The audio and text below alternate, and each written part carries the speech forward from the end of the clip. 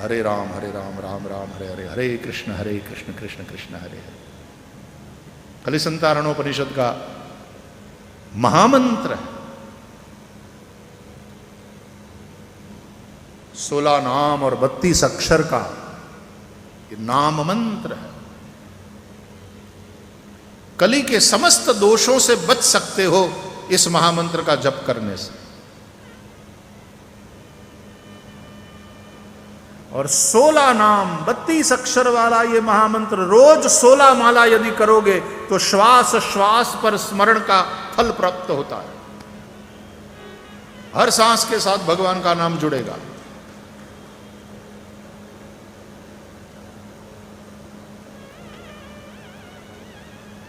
एक दिन में 24 घंटे में हमारी सांसों की जो रिदम है तद अनुसार 21,600 बार श्वासोश्वास होती है। और इस तरह से इस महामंत्र का जप करोगे तो हर श्वास के साथ भगवान के नाम का स्मरण जुड़ेगा। लेकिन उपनिषद का मंत्र है तो सबका अधिकार नहीं। और दूसरी बात,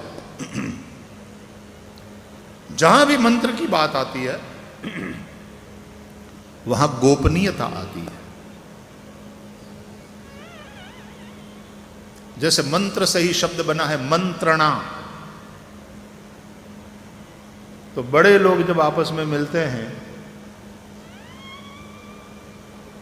और मंत्रणा करते हैं तो सारी की सारी बात मीडिया को नहीं बताते। क्या क्या आप गए थे और सब मिले, क्या बातें हुई, मीडिया वाले पूछेंगे। हम मिले बहुत समय से, ये बस एक रेगुलर वो था, हम मिले।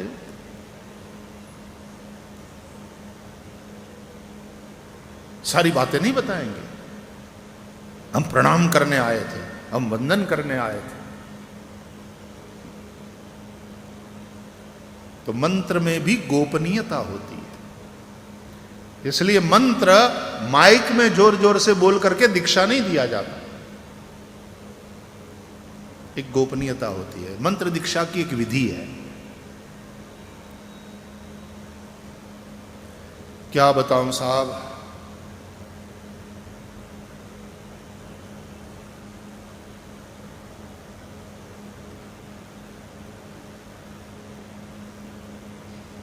जाने दो, कुछ बातें व्यासपीठ से कहने की नहीं होती। हमारे लिए भी एक मर्यादा होती है, सब कुछ यहां से नहीं कह सकते। लेकिन गोपनीयता क्यों, इसका कारण है।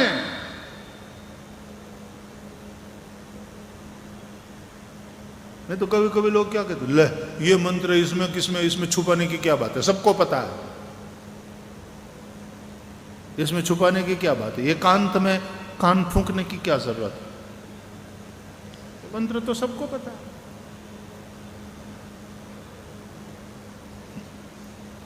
ऐसे प्रश्न करने वालों के लिए मेरे पास जवाब है, लेकिन वो जवाब 1 to 1 होए तो दूं, नहीं तो नहीं, यहां से नहीं कहूंगा।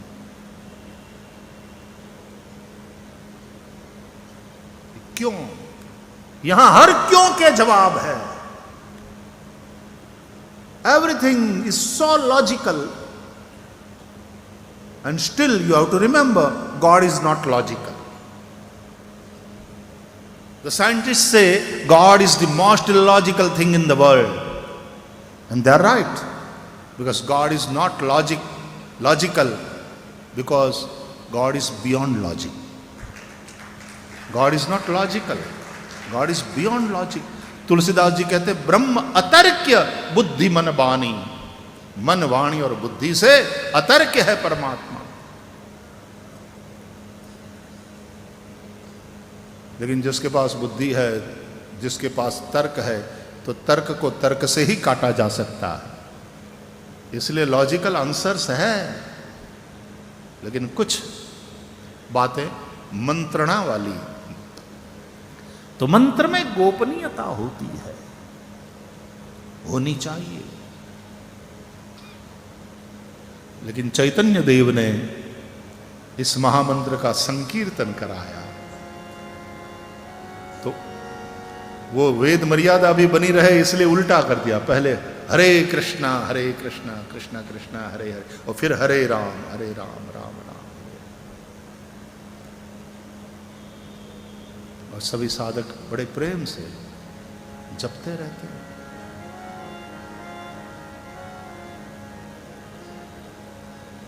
रामचरितमानस में भगवान राम शबरी को नवधा भक्ति का उपदेश करते हैं। पांचवी भक्ति बतलाते हुए, समझाते हुए राम जी बोले, मंत्र जाप मम दृढ़ विश्वासा, मंत्र जाप मम दृढ़ विश्वासा, पंचम भजन सो वेद प्रकाशा, पंचम भजन सो वेद प्रकाशा, मंत्र जाप मम दृढ़ विश्वासा, मंत्र जाप मम दृढ़ विश्वासा, मम दृढ़ विश्वासा, मम दृढ़ विश्वासा,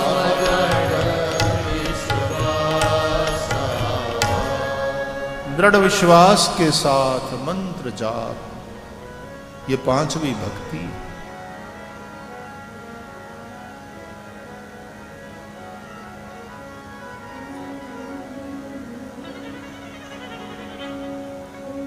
मंत्र मननात् त्रायते इति, मनन करने से, रटन करने से, जप करने से जो तुम्हारी रक्षा करे, कली के अनेक दोषों से तुम्हारी रक्षा करता है। कलि संतारणोपनिषद का ये महामंत्र, इसलिए इसके जप का बड़ा महत्व। तो चैतन्य देव ने, महाप्रभु ने उसको ये थोड़ा आगे पीछे कर दिया ताकि सबका अधिकार हो जाए, सब जपो। उसी प्रकार भागवत में व्यास महर्षि ने उपनिषद के मंत्रों को थोड़ा परिवर्तन करके इस तरह से प्रस्तुत कर दिया कि सबका अधिकार हो जाए। इसलिए भागवत में आत्मावास्यमिदं विश्वम, उसमें ईशावास्यमिदं सर्वम, देखा थोड़े थोड़े शब्दों का फर्क।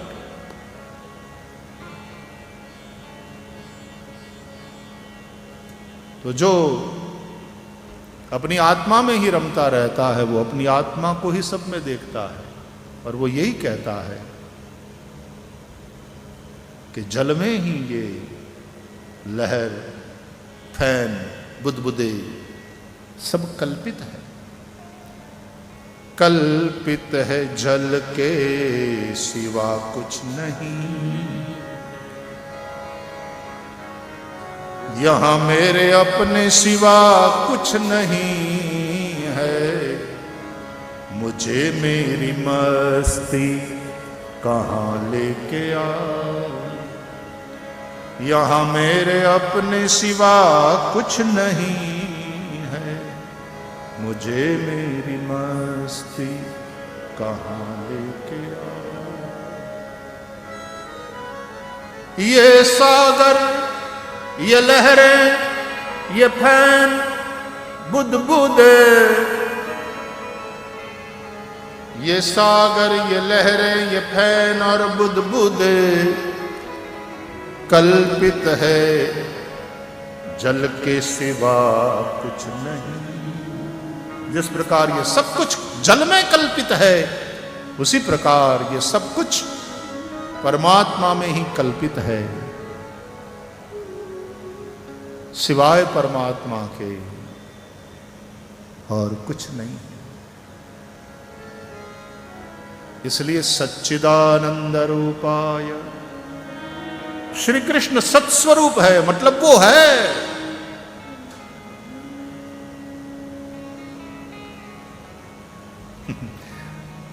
पढ़ा लिखा इंसान बुद्धि से सोचता है तो क्वेश्चन करता है, is there something like God? मैंने सुना है कि आइंस्टाइन ने ऐसा कहा। अब आइंस्टाइन का जो आईक्यू था क्या गजब का, लेकिन उसने ऐसा कहा कि if there is something like god and if there is something like next birth, rebirth, I would ask that god कि यदि मेरा दूसरा जन्म है तो नेक्स्ट बर्थ में, नेक्स्ट जन्म में मुझे इतनी ज्यादा बुद्धि मत देना।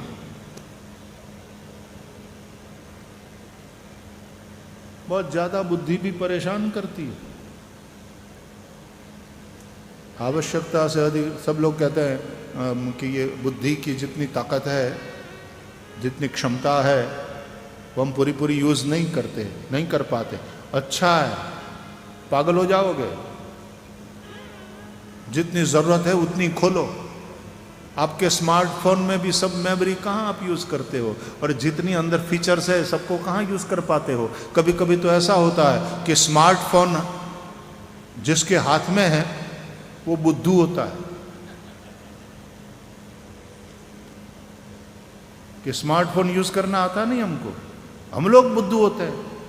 और स्मार्टफोन, और आजकल तो आर्टिफिशियल इंटेलिजेंस का जमाना है। चैट जीपीटी कहाँ पहुंचेगी दुनिया पता नहीं, और रोबोट्स आ रहे हैं। और अब मानवों के मन में ये चिंता है, जिन्होंने ये आर्टिफिशियल इंटेलिजेंस में खूब काम किया है, अब वो लोग कह रहे हैं कि please don't go ahead, it is very danger for humanity. तो भाई तूने शुरू क्यों किया?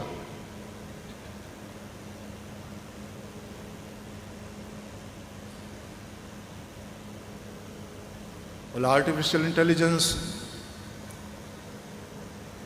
ह्यूमैनिटी को ओवर पावर कर सकता है, और खतरा ह्यूमैनिटी के लिए बन सकता है, पूरी मानवता के लिए।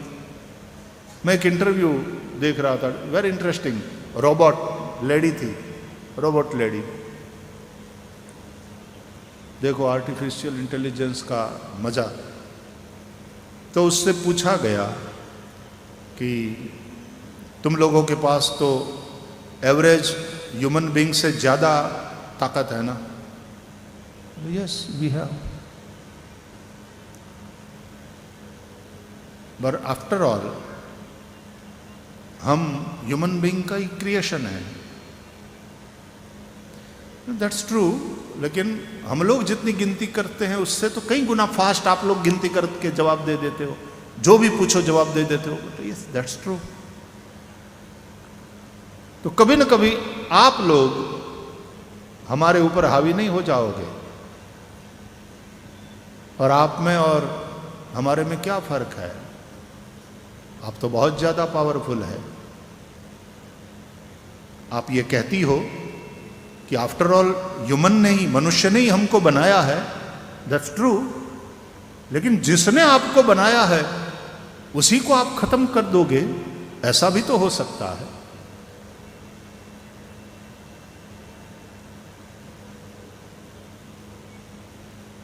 तो वो रोबोट लेडी ने जवाब दिया। उसने पूछा कि क्या फर्क है ह्यूमन बीइंग में और आप में? तो उसने कहा कि हम आप ही का क्रिएशन है। ऑफ कोर्स बहुत ज़्यादा पावरफुल है, हम बहुत कुछ कर सकते हैं, सेकंड्स में, फ्रैक्शन ऑफ सेकंड्स में हम कर सकते हैं, लेकिन एक बात हमारे पास नहीं है। क्या? We don't have soul.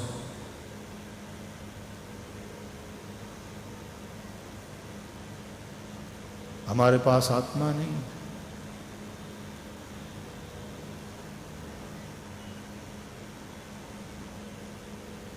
पता नहीं आने वाले 10 साल में दुनिया कैसी होगी, we don't know. The world is changing so fast. और ऐसे में हम ये चर्चा कर रहे हैं आध्यात्मिक, क्यों? जरूरत पड़ने वाली है आने वाले सालों में, और ज्यादा जरूरत पड़ने वाली है इसकी। इसका आश्रय करोगे तो ही बचोगे।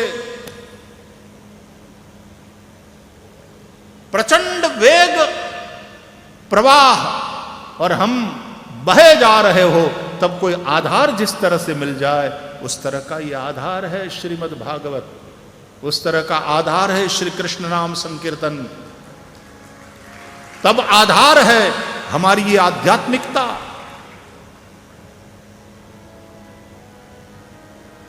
धीरे धीरे धीरे मन बहुत विक्षिप्त होता चला जाएगा। जितनी ज्यादा बुद्धि है उतना ही ज्यादा तनाव, डिप्रेशन, हताशा, मन की विक्षिप्तता, बहुत सारे मानसिक रोगों का सामना करना पड़ेगा मानवता को आने वाले सालों में।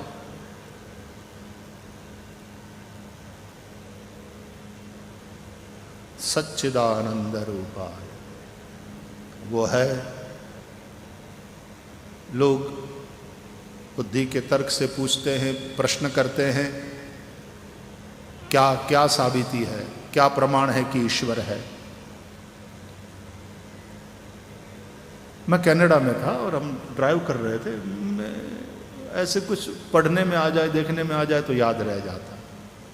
तो एक चर्च के पास से कार जा रही थी, तो कई ऐसे चर्च है वहाँ कि वहाँ बाहर बोर्ड पे अच्छे सूत्र लिखे मिलते हैं। तो उसमें एक सूत्र मैंने पढ़ा, लिखा था, परमात्मा कह रहा है, I do not question your existence, God. God says, I do not question your existence. परमात्मा हम मनुष्यों के होने को लेकर कोई शंका नहीं करता। हम मनुष्यों को परमात्मा के होने पर शंका हो सकती। There are so many and they are non-believers. और आपको शायद पता होगा कि दुनिया में इस वक्त सबसे ज्यादा क्रिश्चियंस है संख्या की दृष्टि से, दूसरे नंबर पर इस्लाम है संख्या की दृष्टि से, और तीसरे नंबर पर हिंदुइज्म था, अब नहीं है। अब तीसरे नंबर पर है नॉन बिलीवर्स, नास्तिक लोगों की संख्या बढ़ती जा रही है। इतनी ज्यादा बढ़ती जा रही है कि वो फिर दूसरे और फिर पहले नंबर पर पहुंच जाएंगे। जितनी बुद्धि बढ़ेगी, जितना तर्क बढ़ेगा,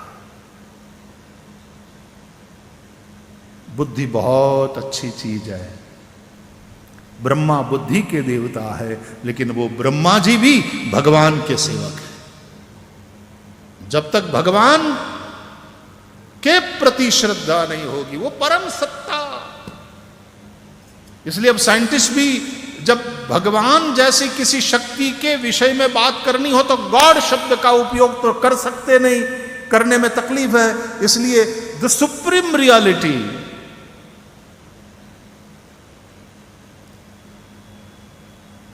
चलो बिना नाम लिए भी चर्चा तो करने लगे। जगत में विज्ञान के द्वारा प्रयोग है और गॉड पार्टिकल को ढूंढ रहे हैं। हम भगवान श्री कृष्ण को नमन करते हैं। वो कैसे हैं? बोले सच्चिदानंद रूपाय। उसका स्वरूप क्या है विज्ञान जानता है। एटम का स्वरूप क्या है जान लिया।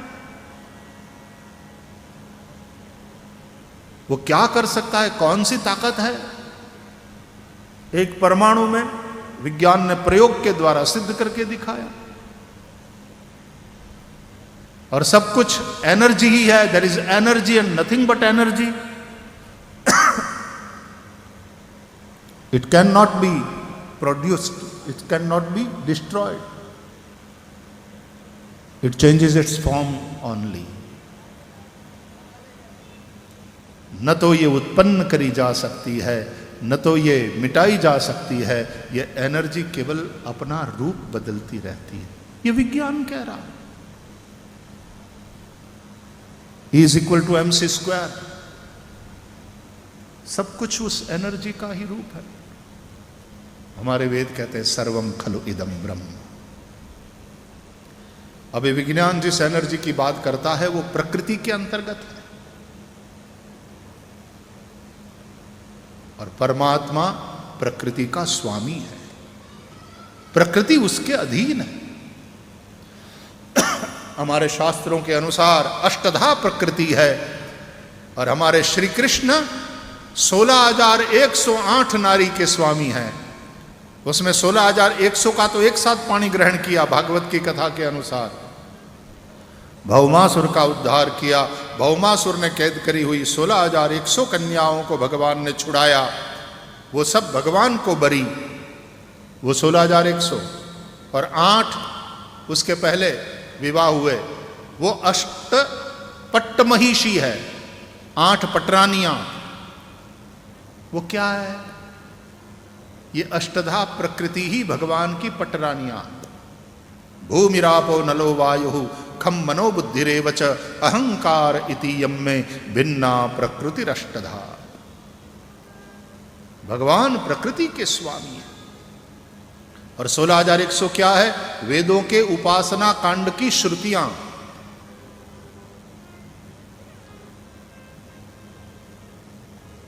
एक एक कथा का तात्पर्य आचार्यों ने समझाया है।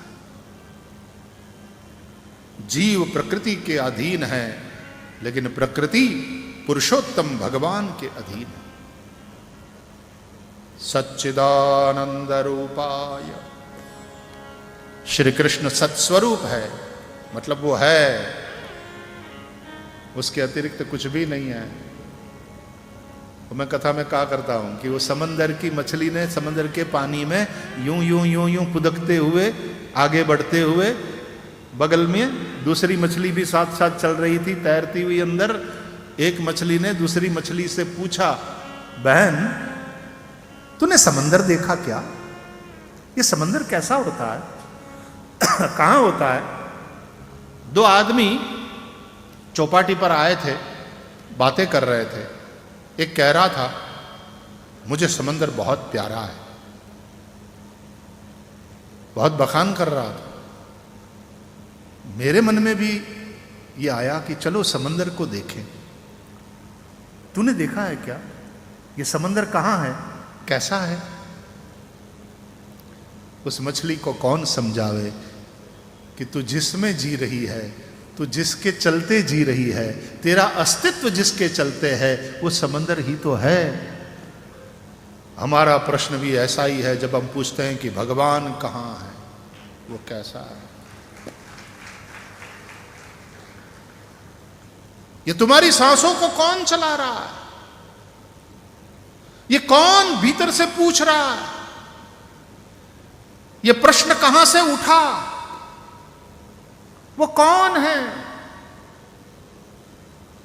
इसलिए कोहम कस्त्वम कोहम कुत आयात कामे जननी को मे तात इति परिभावय सर्वम सारम विश्वम त्यक्त्वा स्वप्न विचारम भज गोविंदम गोविंदम भज मूढ़मते प्राप्ते सन्निहिते मरणे नहीं नहीं रक्षति डुक्रोई करणे। सच्चिदानंद रूपाय। वह श्री कृष्ण सदरूप है, वह श्री कृष्ण चिद्रूप है। बिना चिद के ये सत जड़ हो जाएगा। यह सत, यह अस्तित्व जड़ नहीं है।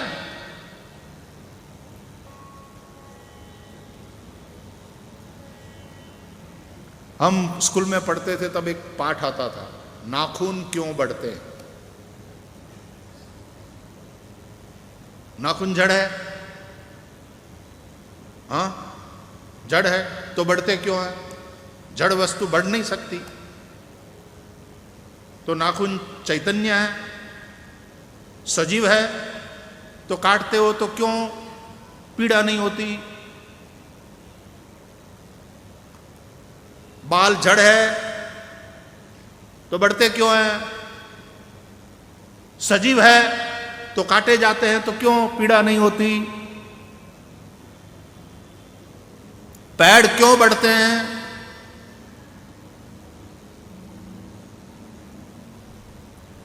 और वनस्पति में भी जीव है, यह दुनिया को बताने वाला भारत का वैज्ञानिक Jagdish Chandra Bose. And let me tell you, ये भागवत में लिखा है। दशविध सृष्टि का जहां वर्णन है भागवत में, वहां यह चर्चा है। I don't know whether Jagdish Chandra Bose इन्होंने भागवत पढ़ी थी कि नहीं। It is there.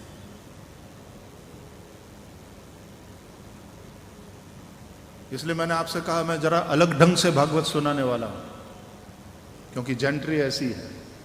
मैं समझता हूं कि ये लोग समझ पाएंगे।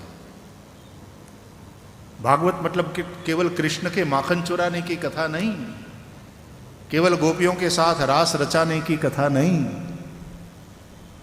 केवल वामन भगवान का बलि राजा के यहां जाना या स्तंभ फाड़ कर नरसिंह का प्रकट होना।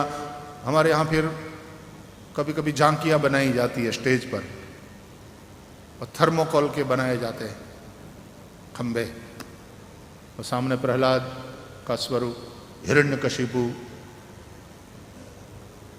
और फिर जब कथा में वो थर्मोकोल के स्तंभ को फाड़ करके नृसिंह भगवान प्रकट होते हैं, तो हम भक्तों को बड़ा आनंद आता है। झांकी करना चाहिए, बहुत अच्छा है। लेकिन कभी सोचा कि इस तरह से खंभा फाड़ करके भगवान का प्रकट होना, व्हाट डज दैट मीन?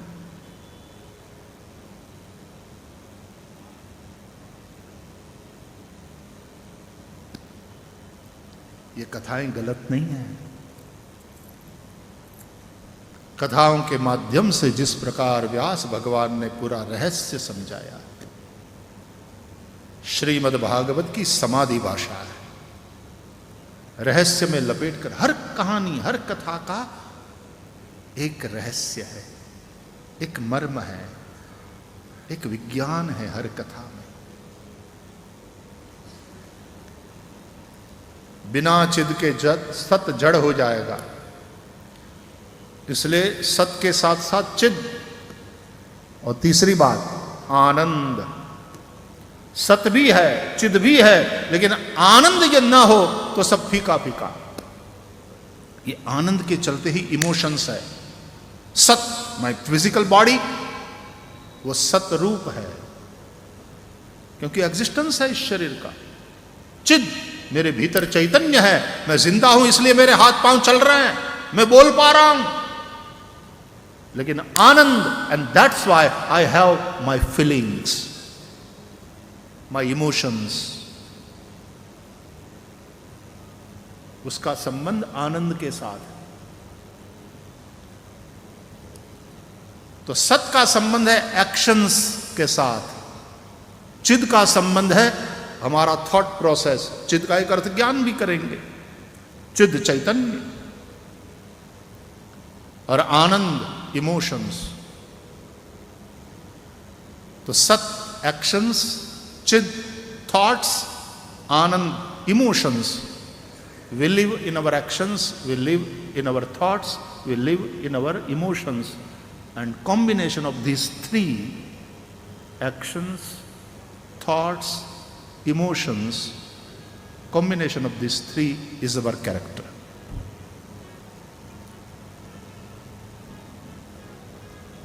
इसलिए ज्ञान, भक्ति और कर्म, ये तीन मार्ग बताए गए। गीता में भी इन तीनों की ही बात है, ज्ञान, भक्ति, कर्म। पहले कर्म, फिर भक्ति, फिर ज्ञान। कर्म मार्ग, भक्ति मार्ग, ज्ञान मार्ग। सच्चिदानंद रूपाय विश्वोत्पत्त्यादि हेतवे, वही श्री कृष्ण परब्रह्म, वही इस विश्व की अनंतानंत ब्रह्मांडों की उत्पत्ति करते हैं, सृष्टि की रचना करते हैं, धारण करते हैं अपने भीतर, चलाते हैं, और एक समय आता है तो सब कुछ समेट लेते हैं अपने ही भीतर। तापत्रय विनाशाय श्री कृष्णाय वयम नमः। हम सब के त्रिविध ताप दुख को मिटाने के लिए, नाश नहीं उसका विनाश करने के लिए, यानी मूल समेत उसको मिटाने के लिए, श्री कृष्णाय वयम नमः। अहम नहीं, आवाम नहीं, वयम। जैसे अंग्रेजी में सिंगुलर एंड प्लूरल दो ही है, हिंदी में एक वचन बहुवचन है, लेकिन संस्कृत में तीन बनते हैं रूप, एक वचन, द्विवचन और बहुवचन। तो अहम, आवाम, मैं, हम दो, और वयम, हम सब। अहम, आवाम, वयम, त्वम, युवाम, यूयम, सह, तौ, ते, इस तरह से रूप बनेंगे। तो यहां लिखा है श्री कृष्णाय वयम नमः। हम सब मिलकर के श्री कृष्ण को नमस्कार करते हैं। आओ भगवान को नमस्कार के साथ आज के इस सत्संग को विराम दे रहे हैं। समय हो गया।